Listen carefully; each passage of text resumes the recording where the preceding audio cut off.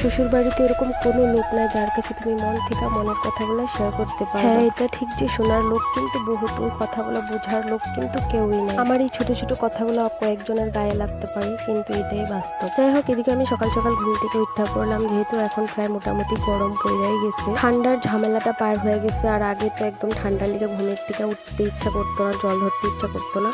তো আর কয়েকদিন আর মোটামুটি পুরো গরমটা পড়েই যায়। এদিকে আমি ঘর থেকে উঠা ঠাকুর প্রণাম করে তারপরে চুলার ছাইটা উঠায় এখানে উঠানে গোবর দিয়া এখন ঘর দ্বার ভালো করে ঝাড়ু টাড়ু দিয়া এদিকে আমি চুলাটাও মুছা দিতেছি। আজকে বহুত দিন পরে আমি ভিডিওটা দিতেছি, কারণ কয়েকজন অভদ্র মানুষের লেখা ভিডিও আর বানাইতে ইচ্ছা করে না, তারা সবসময় আমার পিছিয়ে পড়ে থাকে। আমি এই কথাটাই বুঝি না, ভিডিও বানানো এটা কোন দিক দিয়ে খারাপ আমি এটাই বুঝতে পারি। যাই হোক, মানুষের কয়েক কথা ধরে যদি আমার নিজের কাজটা আমি শেষ করে ফেলা, এরকমটা তো হইব। মানুষের মুখ দিয়ে তো মানুষের কথা শুনে বই, কিন্তু কাজ করে কেউ ঘরে এনে দিয়ে যায়। এদিকে আমি বাসি দুয়ারটা সুন্দর করে মুছা, তারপর এখন গ্যাসটা ভালো করে মুছা লইতেছি। আর এই গ্যাসটা একদম অবস্থা নাই, দেখো ভাতের মার পুইরা একদম কি যে হয়ে রয়েছে। তো আমি ভালো করে মুছে ইন্ডাকশনটাও মুছা দিচ্ছা।